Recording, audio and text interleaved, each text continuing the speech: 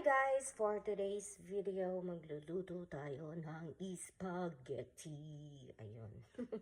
Super hyper and gagawa tayo ng sauce na para sa ating spaghetti. A la Filipino style spaghetti ang ating gagawin. So, ayan. Kuha tayo ng maraming butter. Hinaan natin ng konti ang ating ang tawag nito.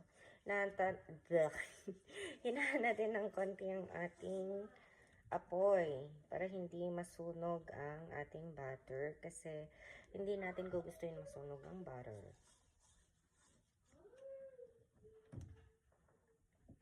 Tapos kunin natin ang ibang mga ingredients like salt and pepper, ganun.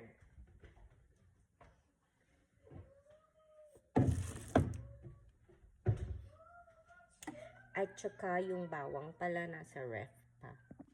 So, ayun. Magluluto na tayo kasi darating na ang aking alagang si Flynn from school. Sorry po. Unahin natin ang garlic kasi gusto ko toasted muna ang garlic. Tapos dapihan natin kasi spaghetti siya. So, masarap ang maraming garlic. Kapag naggigisa ako, isinasama ko ang pepper sa paggisa para mas masarap. Mas masarap kasi pag nagigisa lahat. And then magdagdag tayo ng salt. Isasama natin yan sa paggisa lahat. So nilalas ko ang onion kasi aroma lang ganun. Sakit sa mata ang bawang. Kala ko kwan lang ang masakit sa mata pero pati balabawang. I-brown lang natin yung ating garlic and then after that ilalagay na natin ang onion. So since medyo nagbe-brown ang ating onion, ang ating garlic, ilagay na natin ang ating onion. Ayan. Tapos mekos-mekos lang natin siya.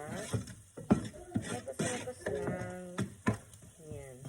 Tapos kapag nakikita mo na medyo naluluto na ang ating onion, lalagay na natin ang ating regular ground beef. So ito siya. Beef ang ating gagamitin para mas masarap, mas malasa ang ating spaghetti. Masakit ang aking mata sa mga ricado. Ayan. Lagay natin ang ating regular ground beef. Gusto ko nga sana yung medyo may fatty-fatty siya na ground beef. Kasi mas masarap kapag medyo may fat ang ating ground beef. Kasi nakakadagdag yun sa flavor. But, pinagkagawa ko. Ayan. Saka natin siya durugin dahil ang pagkadurog ng pagkatao niya. Charot. Imekos-mekos lang natin kasi maingay. Ang ground beef nila dito ay ground talaga siya. Alam mo yung parang literal siya na durog talaga na meat. Wala man lang siyang yung parang na. Basta yun, hindi ko ma-explain. Mekos natin siyang mabuti. Ayan na yung tsura niya. Mekos muna natin siyang mabuti. As in, igisa natin siyang mabuti para mas masarap siya. Kasi kapag hindi gaanong nagigisang anything na pagkain, para sa akin, hindi siya masarap. Yung minamadali ganun. So, since baka ang ginamit natin na giniling this time, expect mo na yan na sobrang malasa itong spaghetti natin. Kasi, diba, ang beef is very malasa siya. So, ayan. So, after neto ngayon, dahil Filipino style ang ginagawa nating spaghetti at medyo mausok. Ayun, lalagyan natin siya ng hotdog. Na-cube ko yung iba, tapos yung iba naman, pahaba siya. So, ayan. This time, wala siyang carrots kasi naubusan kami ng carrots. So, hindi ako nakapag-grind ng carrots. So, So, this is all meat. Filipino style spaghetti. So, ang Filipino style spaghetti, isa itong matamis na spaghetti. Pero hindi naman yung super matamis na nakakaumay na siya. Ganun. So, gisa-gisa lang natin siya. Ayan, yan siya, ha? Gisa-gisa lang natin siya. Naging super mausok na siya. Ayan, dahil tapos na natin ilagay yung ibang mga... Tapos na natin siyang gisayin yung yung karne at saka yung hotdog. Yan, lagyan naman na natin itong sauce. Sauce. Ayan, nilipat ko kasi very good na siya. Tapos hinaan natin yung apoy. Para hindi masunog yung ating sauce. So, ayan. Filipino style spaghetti sauce. Ayan. Sarap ng amoy ng beef. Milky smell. Ay, nawala yung usok. So, balik natin ito. Ayan. Since nawala si usok, balik natin siya dyan. So, balik tayo dito. Para makita niyo yung kung gaano ko kamaswalado. Charot. Actually, nagmantika yung beef. So, parang feeling ko meron siyang konting fats. Parang ako. Kasi sa akin kasi hindi konting fats. Maraming fats. Charot. Ayan. Ayan. Titikman natin. Actually, maalat yung hotdog na nilagay ko. Wala kasi akong ibang mahanap na hotdog eh.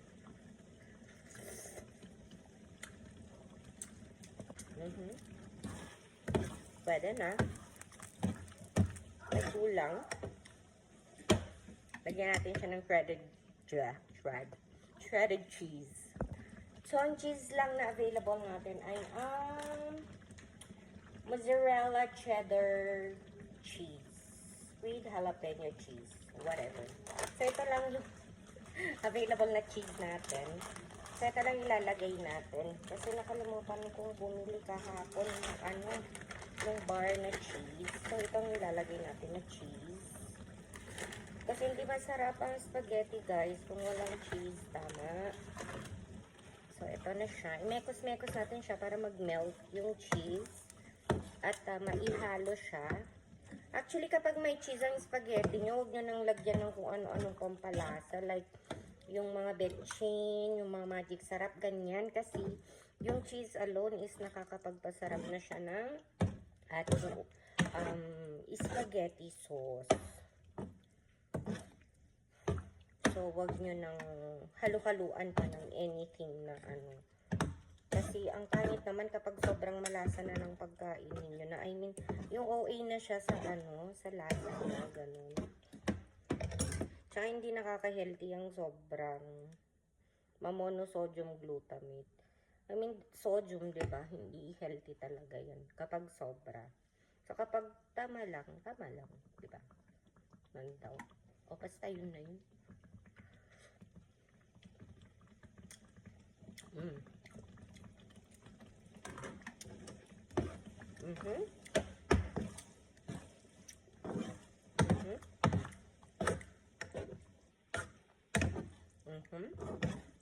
So, ito yung hindi siya super matamis na spaghetti. Sakto tamis lang. So, yun lang. Next naman na is iluluto ko na ang ating pasta.